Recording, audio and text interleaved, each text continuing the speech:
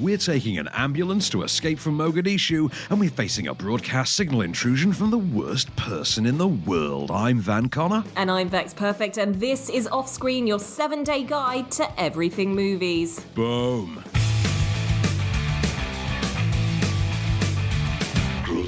Welcome to Offscreen. It is a beautiful, sunny week here in the UK, and that means, once again, we're going to tell you to go back into a dark room and watch some great movies. We've got a fine selection for you this week, which is, a good kind of mix of something from all over the world, so there will be something for everyone. And we've got some great movies on the small screen as well, plus we've got everything in between with all of your streaming DVD and Blu-ray. But Van, look, this week we're kicking off with, Escape from Mogadishu, which is available in cinemas and also video on demand from today. It's a 15, it's beautifully shot, and it was a big hit, wasn't it? This was huge. This is a South Korean subtitled film. This is South Korea's entry for Best International Feature this year. Incidentally, let's look at what that says about how the South Korean film industry views its big blockbuster tentpoles versus the English language one, just for posterity. But this is like Argo meets Black Hawk Down. Like what? It's apparently based on a true story. So this is during the uprising Somalia in the early 90s. You had both the South Korean and North Korean delegates at the time rallying the Somali government to basically back them for membership into the United Nations. Obviously, history as we now know it would logically tell you that this went one very specific way and not the other. But during the uprising, the embassies for both respective nations come under siege or under attack just during the violence. The North Korean embassy is very quickly destroyed and abandoned, and the delegates and their families are forced to take refuge in the South Korean embassy. Remember, this is like peak hostility at this very moment, and it's also at a very specific point in history, just before South Korea, I think, starts to become what we know South Korea as today, as the country we know it as, with its place in the world today, the way the standing it has. And so the idea is you have this mismatched culture between the two, the rising tensions and the paranoia and the suspicion, and then the rescue attempt as they attempt to pool their resources and find a way to, would you know it, escape from Mogadishu. We've not got a clip, obviously, because it's all in foreign language, but how good was this, Bex? Yeah, and do you know what? A pretty penny was spent on the filming of this. And you will get that feel from the moment you start watching this movie, because you will see there's a beautiful, I can't remember if it's a plane coming in or if it's just a drone shot to kind of show what Mogadishu is looking like, but it just looks like a beautiful cinematic wide shot of a cityscape. And for me, I was blown away. And I was only watching it on a screener on my computer, and I was really, really blown away by that. Well, this is the thing, because it's apparently been filmed in Morocco. I think they've used Morocco as a stand-in, and they've like I say, they've spent the money, because there are huge set pieces in this. Great car chase in the third act as well, like a really rollicking action chase sequence in there that's quite brutal. Bear in mind, I watched this the same day as Ambulance, which is literally a Michael Bay car chase movie. So there's a contrast there, and it was brought up in a completely ignorant context, but the one thing I'll say as well, it's a little goofy when it starts. It starts off with a bit more of a goofy tone, and then it becomes serious quite literally on a dime. But it is amazing. It's almost like a From Dusk Till Dawn level gear shift, the way it goes from just a slight bit of almost comedic goofiness and silliness and pettiness to then, like I say, Argo meets Black Hawk Down. Yeah, I totally agree with you with the goofiness. I was a bit like, is this kind of a comedy spoof? Yeah, kind it's of feel hard to get at the a hold beginning, of, isn't it? Yeah, it's like all the diplomats come off, or a diplomat comes off the plane. Everything's a bit chaotic. People are kind of like dropping some dollar bills to the security guys, just saying, just get me past, don't check my luggage. It's all a little bit corrupt. And then there's this taxi driver who's just like, hey man, just come in my taxi. Yes. And it's like this weird skit that happens. Total Recall. For a bit. It's Benny from Total Recall. It's Benny being annoying in the bus station in Total Recall. I will say that, I mean, by the time this got to the end, I mean, when this got going, I was in, and I was in hard, and it kept me going. Like by the time this got to the end, I was whooping and cheering. This is apparently, is it like it was the second highest grossing film of the year or something in South Korea at the time, and won loads of awards. I can see why, because culturally I could see it being their equivalent of Argo. And it works. Yeah. The comparison sort of works. That end is a bit Black Hawk Down-y, but Argo is definitely your bench pull, and absolutely deserving of the price. But like I said, though, that goofiness just takes a bit. You've got to get past that first 15 minutes, I would say. Yeah. But it gets you, right? Yeah, 100%. Right, let's move swiftly on to something completely different from this right now. Very different. We're kind of going back to the 90s in broadcast signal intrusion, and this is a movie about, I don't know if it is, would you say he's a guy who he's got to review lots of VHS tapes? Is that his job? Is it? He's an archivist for a regional TV station, as in he records the broadcasts and files them and then creates the archive. This is, for the record, this is loosely based on two real incidents.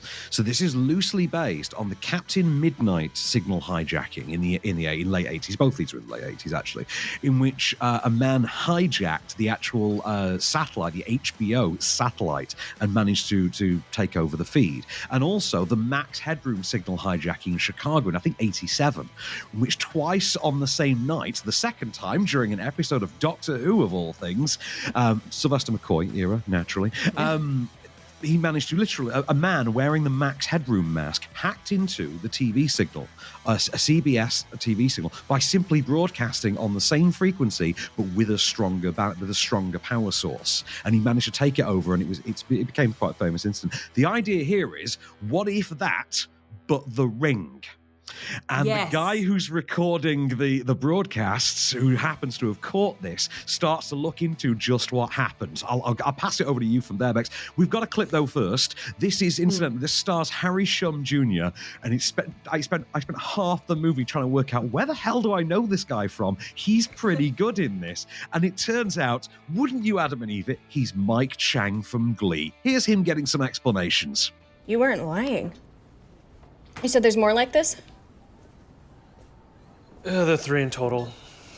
I'm on an exhaustive search for the 3rd. Need any help? Thanks, but I prefer to work alone. What do the numbers mean? What numbers? 7 digits. I guess that's a phone number? Trust me. Their phone number's on the tape. I would have seen it. Did you hear it?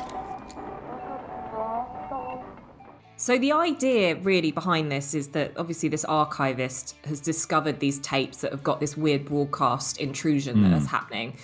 But once he starts looking deeper into it, and the whole film is about his obsession of trying to solve what this issue is that he finds that there have been, I think it's 3 tapes in total where these that have been archived with this intrusion. And what features on it is a very scary looking person in a mask talking in kind of Morse code and breaking up whatever movie or TV show you're watching. And at the same time as he starts doing this research, he realizes that around the time of these videos, a number of women were disappearing. And there was also this thing about a guy who wanted to create essentially an android, like turn people into androids and stuff. It was all there. There's a lot going on. Right, actually, there's elements there that I wouldn't have brought up because it prevents you from making more obscure references to things like Videodrome, for instance, when you start talking about changing people with your broadcast signals, things like that. I will say, I mean, by the end of this, I came away thinking this is Prisoners meets Videodrome. That kind of thing. It's quite not capable. It's quite well directed by Jacob Gentry, but it has these references to works like Alan Pakula's Paranoia trilogy with Jane Fonda and Donald Sutherland in the 70s, and Brian De Palma and 8mm with Nicolas Cage, and you can see, and it wears these influences very, very proudly on its sleeve. Like, it's not ashamed of them at all. It's overwrought in that way that, classic De Palma movies always were. It's let down, I think, slightly by being a bit conventional in the present day. And you and I, because we are slightly, because of the body of cinema we consume, the volume of cinema we consume, may be considered slightly more cine literate than most. But I would imagine most people would see a lot of the twists and turns coming through this as well. Having said that, I think the performance bolsters this nicely, and there is enough directorial style, enough idea behind it that it just about pulls it off. I think it's a pretty solid one. Yeah, I think, I know both Van and I kind of worked out what was going to happen pretty quickly in this movie, but also I do think that it feels more of a thriller rather than a horror to me. Oh, yeah. It doesn't have as much horror elements, so if you're going into it for that reason, then just be aware of that. But it is a 15. It's in cinemas from today. It is worth your time if this is kind of up your street, and I think you described it quite well. It's kind of like, The Ring kind of features in this. Videodrome meets The Ring and stuff, and I think that kind of works out quite well. But overall, it's a solid film. It just might not blow you away, because the problem is that you might actually work out what happens pretty damn quick.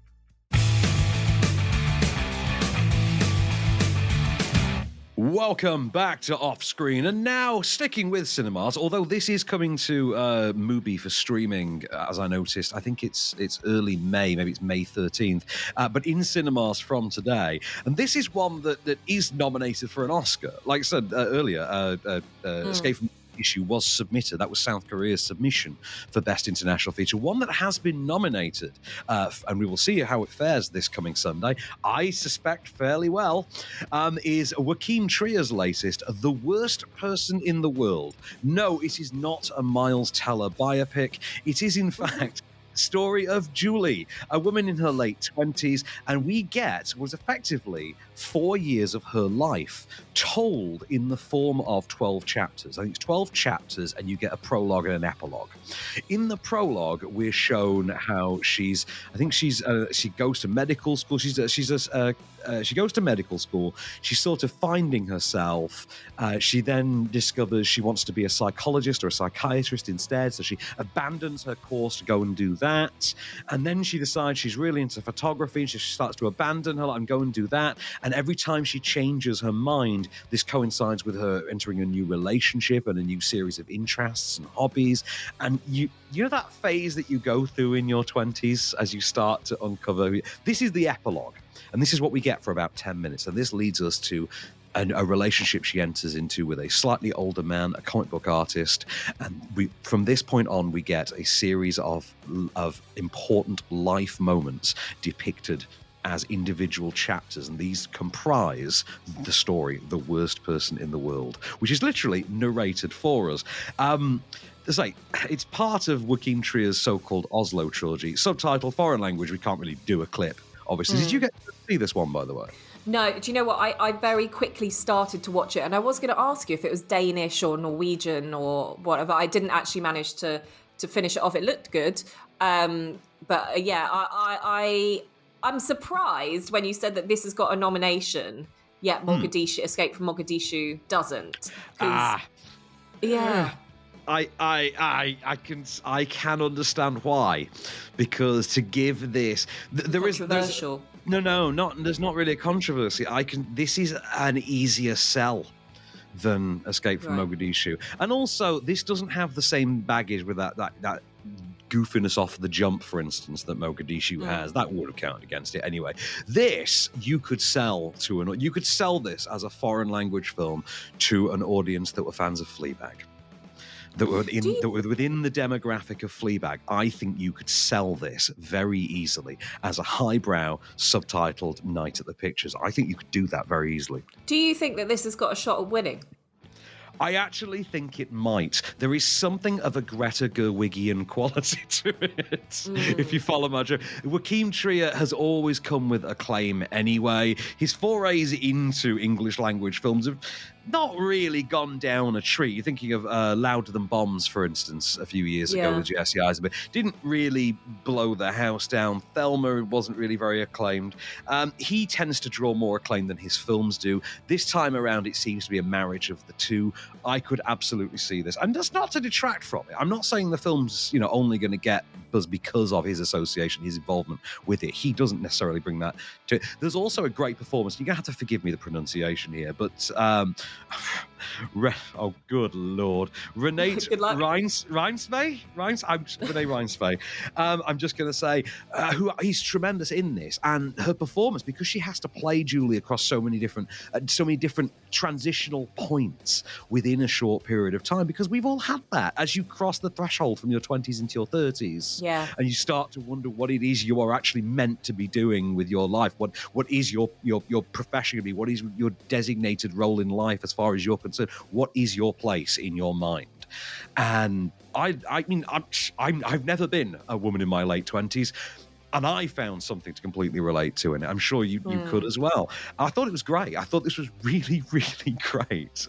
I would not be shocked in the slightest to see this walk away with the awards. But off the top of my head, I can't tell you what the other nominees are, though.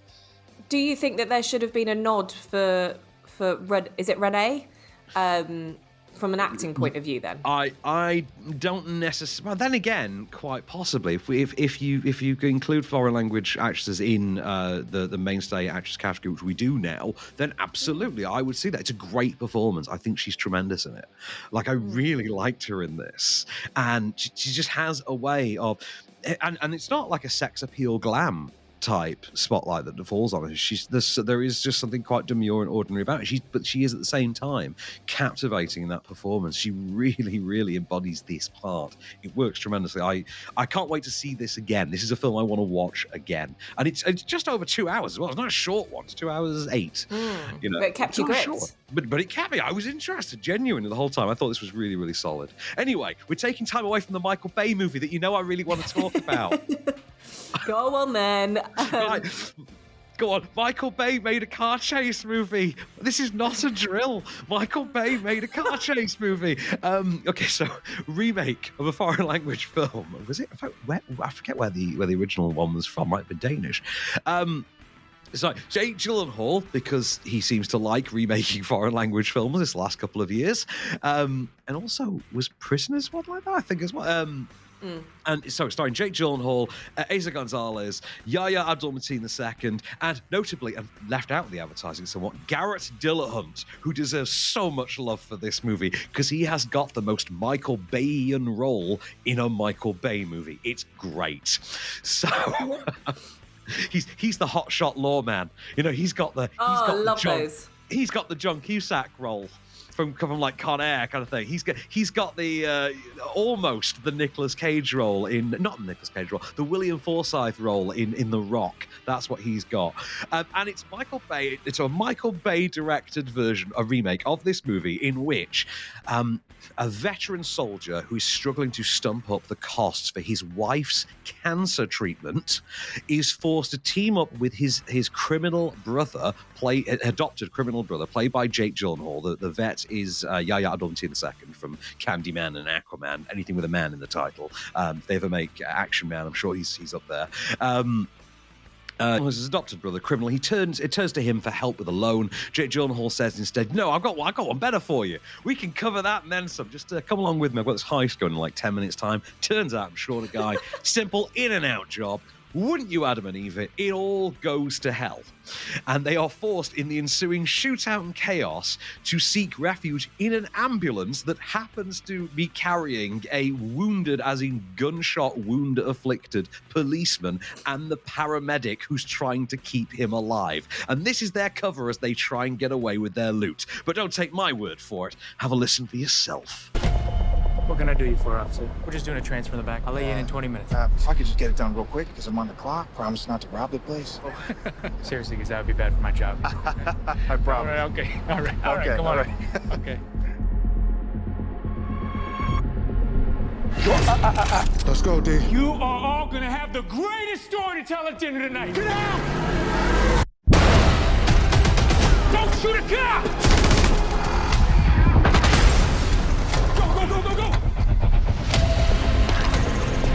Lock everything down. Nothing gets out.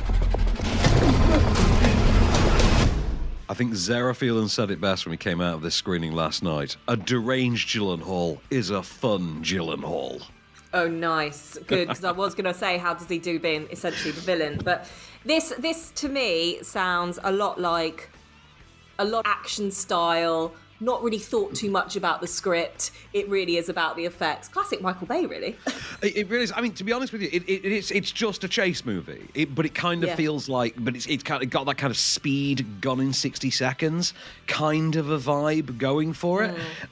It's exactly what you expect a Michael Bay car chase movie's gonna be like in every sense. Like the scale, the humor, the tone, the lowbrow, highbrow switch of it all, the frenetic editing, all the elements you have come to associate with a Michael Bay movie are front and center. Yahya Abdul-Mateen II is very, very good in it. Like a very likable lead. I'm really starting to. His name is now starting to draw me to a film, regardless of what the film is. You know, like when you hear he's in Candyman, like, oh, I'll see that. That's great. Okay, I'm sold on that. Jake Gyllenhaal's, I say, on fine psycho form, tapping into some of that madcap energy from like End of Watch and Nightcrawler to an extent as well. You know, like where just occasionally has to yell at someone. You know, he's given it. You know, his version of the Nicolas Cage. Like I say, I love Garrett Dillahunt in this as well. Michael Bay has now reached a stage in which he will direct a movie that references his own works explicitly twice within 60 seconds. I am not kidding. They quote Sean Connery in The Rock, then mention that it's Sean Connery in The Rock, then tell you how good The Rock is. Isn't it good? Yeah, it's really good. I love The Rock. And then 60 seconds later, it's, hey, let's pull up at that bank and like get out of the car like we're in Bad Boys. And you're like, oh my God, what is happening to Michael Bay? But you know what? This is like top 3 Michael Bay movies of the 21st century for me. Nice. Hands down. I had a blast with it. It is dumb as hell. It's a little over long. It's like 2.25 hours, but I had a good time with it. It was exactly what I wanted of a Michael Bay car chase movie. Boom. And now it's time for a segment we like to call Off Screen Pays the Bills. Hey, Bex. Hey, Van, what's going on? Ain't nothing going on but the rent. You know how it is. Oh, I really do. And actually, when I'm thinking about paying the rent, sometimes I kind of look to everything that I'm doing and kind of go, where can I cut my costs? Where can I kind of make my life a little bit easier? And being someone that's like a content creator, the biggest thing that I end up forking out for is things like stock imagery, audio, all that kind of stuff that really I need to kind of streamline in my process. Wouldn't it be handy if we had a sponsor this week that fit that perfectly? Yes, it would. And actually, I'm really pleased to say, because I've been using these guys for a while now, that Storyblocks is a fantastic resource for any creators out there that are looking to kind of really push the limits of their creativity without having to worry about that really expensive budget. So they do so many great things. Obviously, I've mentioned again, the big things for me are getting great video, great photos, fantastic audio, sound effects, bed music, all that stuff. I'm now using this as part of my everyday content creation. And that's also that's all on Storyblocks, all of that. All on Storyblocks. And wow, the great thing, I know, it's amazing. And the great thing about this is that they've got subscriptions for every budget, which just for me suits me perfectly. They've got unlimited downloads. They've got really great royalty-free, demand-driven library. So that means that, you know, they're optimizing and adding things like 4K HD footage, you know, After Effects, Premiere Pro templates, so much more. And the biggest thing that I love about this is that they've got diverse and inclusive content. And I think you guys should definitely go and check it out, because it really is one of those fantastic opportunities. And the best thing to do is just go on to storyblocks.com/offscreen and go and give it a whirl yourself. We'd also like to thank our sponsors this week at ArcLight Media for 2 of their podcast series. First, there's Hometown History, hosted by Indiana crime journalist Shane Waters.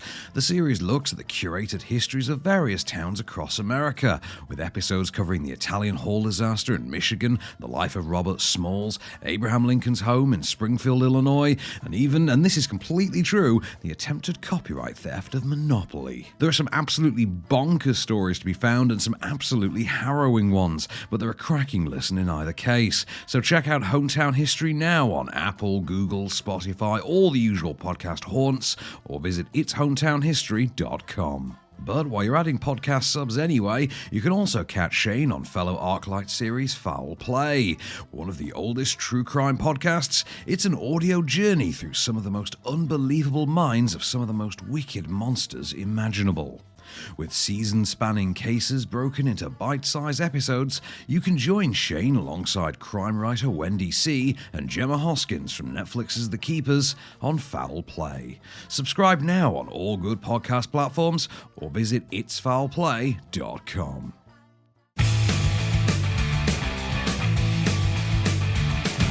Welcome back to Off Screen. We have taken you from the big screen and we're now taking you onto the small screen. And we're taking you onto the small screen to kick off your weekend with a very foul-mouthed teddy bear, but one that so many of us absolutely love. At 9 p.m. on ITV2, Ted is in the building. Oh my goodness. I think this is the movie that makes Mark Wahlberg. I absolutely love this film. This is the thing we forget. We generally did not think of Mark Wahlberg as being capable of doing comedy before Ted. This was my birthday movie in 2012, incidentally. I loved it. And I had just come from the London Comic Con, in which I think I changed my profile picture to me urinating at a display stand with Ted and Mark Wahlberg, which is a thing they actually set up that you could do, like photo booth. So I think, come and pee next to Ted. Really good time, really fun. Seth MacFarlane riff on What If Talking Teddy Bear came to life. Narrated wonderfully by Patrick Stewart, chock full of great gags, endless references to 1980s Flash Gordon, which I adore.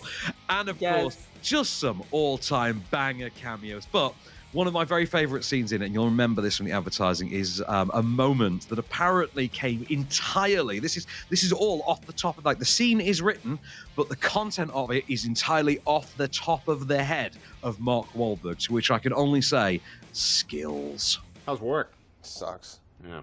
You? Yeah, not bad, actually. I met a girl. She's a cashier. No way, that's awesome. Yeah. Well, we should double date or something. You, me, and Laurie, and what's her name? White trash name. Guess. Mandy. Nope. Marilyn. Nope.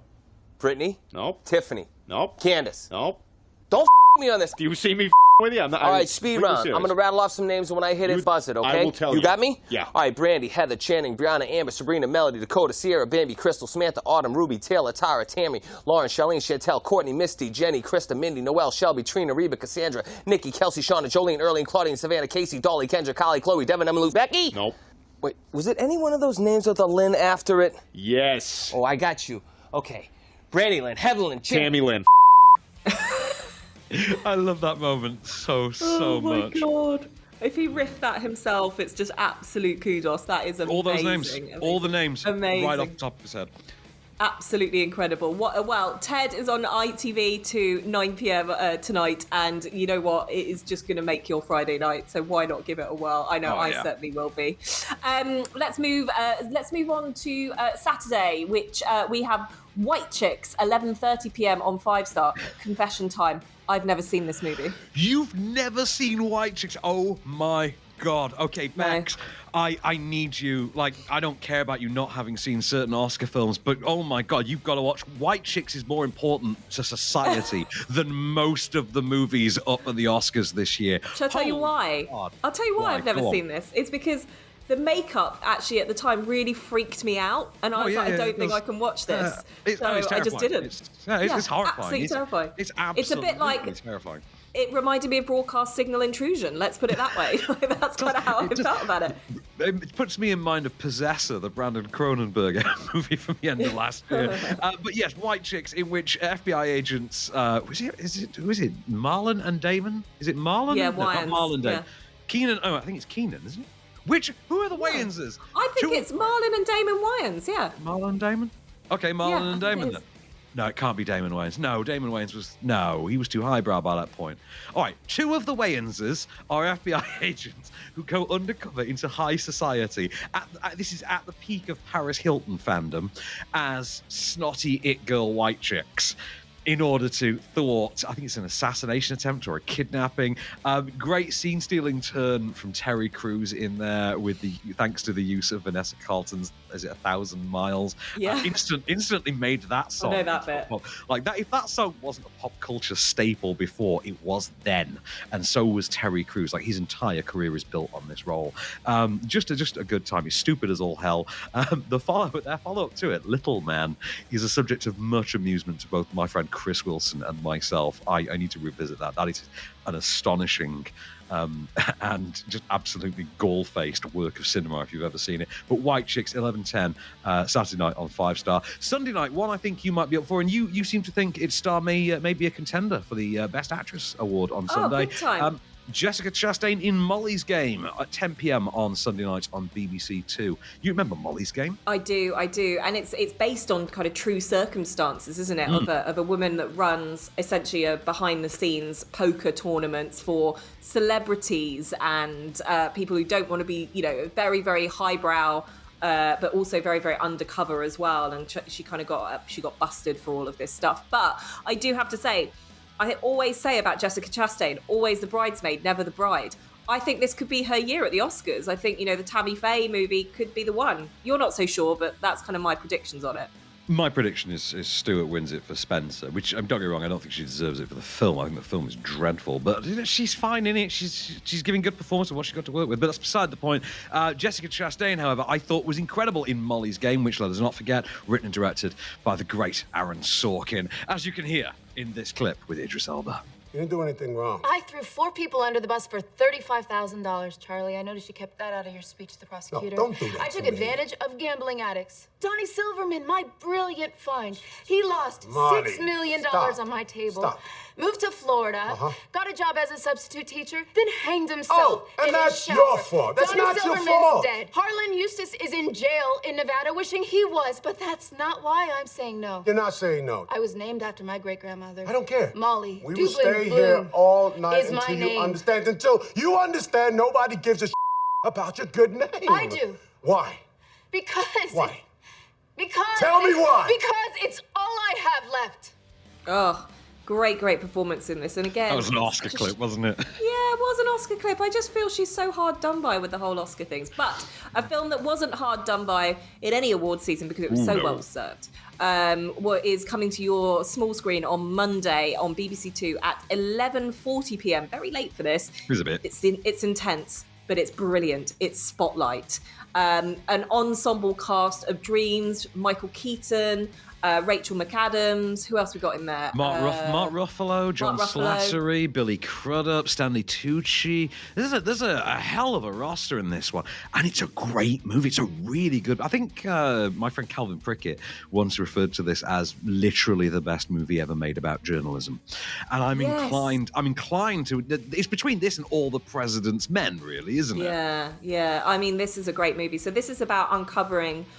I suppose Sexual paedophilia misconduct and in sexual the Catholic misconduct Church, yeah, exactly, and a special investigative bureau of is it the Boston Globe that I think it was. that did this? Yeah, that basically did this, and it's just the most intensely, brilliantly ensemble-based movie about journalism, and if you are interested in that and that kind of side of things. This will keep you gripped to your seats, even at 11:40 at night on BBC Two. So really, really excited to see that again. Moving on to Tuesday, we have Enemy of the State on 9 p.m. on 5 Star. You love this film, don't you, Van? I do. This was a really fun Tony Scott movie from I think it was '97. This was Will Smith kind of losing the comedy a bit for the first time in his initial sort of run at films. This is the first time he sort of shelved the comedy a bit into what is more of a conventional thriller. He's still quite funny and charming in that Will Smithian way, but it does cast him in slightly more of a serious capacity than usual. He is the guy that the everyman who's wrongly accused and put on the run by a government who's using every technological surveillance tool at their disposal to try and catch him. And this is the first time it was really depicted in that way at that point. There had been attempts at things like Hackers before, but in terms of a mainstream Jerry Bruckheimer produced, here's some banner headline stars, proper popcorn fare, this was kind of a first, and it was done really, really well. 9 p.m. 5 Star on Tuesday, Enemy of the State. Can't recommend it highly enough. I think it might be the final film to be credited to producer Don Simpson. As well, of Simpson Bruckheimer fame. On to Wednesday night, a movie we'll play a clip of really quickly. Never really gets its love, this one, and I think was a bit underserved. I think it was a bit dismissed. Is 2018's reboot of the Tomb Raider movie franchise, starring Alicia Vikander, which is not great, but it's pretty decent, and it's got Walton Goggins as a villain. I mean, it's a pretty solid 100-minute type video game-based thriller with a couple of good set pieces. See also recently Uncharted. This is better than Uncharted, for what it's worth. And stars Alicia Vikander as the younger Lara Croft, who sets out to find out just what happened to her missing daddy. Listen, it's very simple. If you don't sign the papers, then everything your father worked for will be sold off. Not just the company, but Croft Manor also. Can you imagine how you would feel if you lost the house?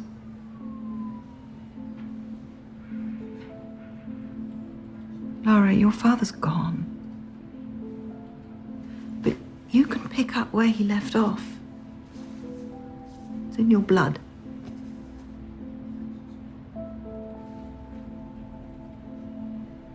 I'm sorry. I'm just not that kind of Croft. Wednesday night, 11 p.m. on 5 Star. Thursday night, Bex, then, 9 p.m. BBC4, final ones to finish off the week. What do you say? It's one of my favourite films of all time. I love it. I know it's got the controversy, but that is down to the overhype. It's La La Land, which is on 9 p.m. of BBC4 on Thursday night. Fantastic musical. Ryan Gosling, Emma Stone, Oscars galore. Well deserved. If you haven't seen it, where have you been? Let's just get you watching this movie, shall we?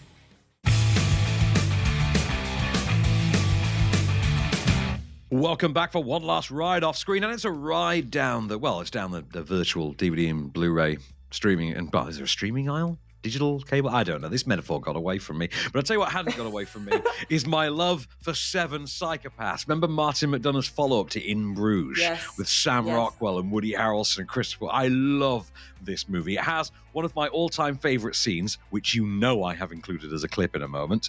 But it's the follow-up. It is an attempt to basically kidnap a dog, and it's just a madcap adventure with a bunch of different hitmen. As the so-called Seven Psychopaths of the title. Here's Christopher Walken being awesome, and this is available on Disney Plus from today, which makes me tremendously happy. Put your hands up. No. What? I said no. Why not? I don't want to. But I've got a gun. I don't care. Doesn't make any sense. Too bad. Well, where are your friends? I don't know. Yes, you do know. No, I don't know. You do know! Shoot me then. I love Walken. I just love Walken. No one could act that except Walken. But no, it's like I say, I think it's Walken kidnaps a gangster's dog and inadvertently drags his friends into this sort of unintentional LA mob war. But it's like I say, Madcap McDonough at his finest. And of course, this would go on to generate like 3 billboards, a couple of years later. I think that's the third film in this weird, like unlikely trilogy. Weird cine universe. One film then that's also out on Disney Plus then from today, and we're not going to talk too much about this. We just like to acknowledge that this film exists. We love it, and it's available on yet another platform. It's The Proposal comes to Disney Plus from today. So, weekly shout out for The Proposal, starring Ryan Reynolds and Sandra Bullock, which we love. It's on Disney Plus from today. Also on another one, Disney Plus. God, everything's on Disney Plus today, Bex. The Ice Age Adventures of Buck Wild. Did you know this was coming? No, and I don't know anything about this. This is like a spin-off movie set in the Ice Age series for the Buck Wild character, who seems to have popped up in the recent films since they started doing pirates and things like that. And I think he's voiced by Simon Pegg. The other characters are back in a supporting sort of cameo capacity, but I think it's his own adventure. It's on Disney Plus from today. I think it's feature length. The Ice Age movies are always pretty good fun. I mean, the kids in my life do seem to keep going back to them. They get put on fairly often, so I seem to see random Ice Age sequels at periodic intervals. You know what I mean? Miriam's kids thankfully are more Disney based, but I've really heard really good things about Ice Age from all ages. So that's the thing. If you're needing a new Ice Age to keep the kids entertained, it sounds like this will be the one for you on Disney Plus. Exactly, because kids do churn through these like 5 or 6 films at a fairly quick rate. Anyway, so one we have talked about we mentioned a few times today in relation to the Oscars, and it comes to Prime from today. Apparently, we're to stop calling it Amazon Prime. It's Prime Video now. I don't know why that could be. I'll give you a clip to show off her chops, but it's Spencer, starring Oscar-nominated actress Kristen Stewart as none other than Diana Spencer. Man, they're about to open the presents. Yes, coming. Mummy, why do we have to open our presents on Christmas Eve? Why not Christmas Day like everybody else? You know, at school you do tenses. Yeah. It's the past, the present, future. Right. Well, here, there is only one tense. There is no future. Past and the present are the same thing. Ouch. Ooh, that's very... Yeah, I haven't seen Spencer yet. I will try and catch it before this weekend's Oscars. But you've got your money on her picking up the win for this, right? I do. I do think she'll walk. She's won too many. It's you know, what do you call it? I forget what the term is. Law of averages. I think it's law of averages. There's just too many. She's got too many wins. Anyway, one that did not garner any awards and did not garner any acclaim. The Kitchen comes to Netflix on Sunday. Did you see this one with Melissa McCarthy and Tiffany Haddish and Elizabeth Moss? No. These were the mob Is it about wives? the mob wives? Oh, have I seen it? I can't remember if I've seen it or if I've seen trailers for it. It hasn't. If I'd seen it, it's not stuck in my mind. But I do know the concept, the mod wives that then take it into their own hands and become, you know, I can't remember, do they go after some money or something? Based on a graphic novel, it's set in 70s Chicago, and they basically take up their husband's criminal place, effectively. I have seen protection racket. This is a movie that I think Warner Brothers themselves, who distributed it, deemed to be so bad that they would actually rather tell me that the screening wasn't taking place whilst I was stood outside it than actually show it. And to be honest with you, I don't think it's that bad. I don't at all think it's that bad. I think it's actually a perfectly fine movie. It's nothing revelatory. It's nothing amazing. It's fine, though. And it's just something different from Tiffany Haddish and Melissa McCarthy. Less so from Elizabeth Moss, because she does kind of more conventional drama than the other two, but... Yeah, I remember that. I have seen this. And yeah, I'm with you. It's not too bad. It's just not very memorable. But I remember Elizabeth Moss's character being the real sort of shrewd kind of... shrewd... like a shrew, actually, not shrewd, but like a shrew character in it. And yeah, I do remember this, actually. You know what? It's an easy watch, isn't it? It's nothing special, but it's an easy watch. I thought of it as a less sexy Widows, if I'm really honest. Or less sexy Oceans. Is it Oceans 8? 8 was the latest one, yeah. Let's move on then to Monday. DVD and Blu-ray release finally arrives for Lamb, starring Noomi Rapace. This was all sorts of messed up. This was about the farming couple who have a lamb that gives birth to a sort of human lamb hybrid baby on their farm, and they take it in and raise it. And it reminded me of Splice at times, which is a movie I have a soft spot and affinity for, starring Adrian Brody and Sarah Polley from like 10 years ago. It's one of those. Remember, I said this was my entry for the Matalan, those weird Matalan box sets where you have movies connected seemingly by title. You have like cow and pig and dog and lamb from this past couple of years. I love Pig. Pig would be my pick for Best Picture this year if I had any say in it. But I don't. Lamb, though, on DVD and Blu-ray, I thought was something you have to see. This is one you wouldn't forget watching ever. You will never ever Not my tempo. Watching. Not my tempo. Fine. Absolutely fine. One that didn't seem to be anyone's tempo at the box office, meanwhile, which was surprising given its predecessor, was Death on the Nile by Ken Branagh recently. Sir Ken. Sir Ken returns as Poirot.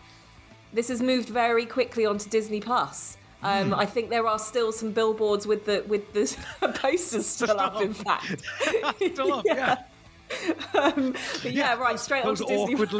Those awkwardly positioned photos of Armie Hammer are mostly still up by train stations and things. Yes, they are. Yeah. It's coming to Disney Plus in record time, though, from Wednesday, March the 30th. Ouch. Should we have a listen to who the suspects are for this Poirot mystery? Because you know the name, you know the number, but here are the specifics for this investigation. The bereaved. That's one at every wedding party. The good Dr. Windlesham proposed to Miss Ridgway when she was still Miss Ridgway. He and the papers both had the deal as good as done. Then came the engorged stallion, and now it's Mrs. Doyle.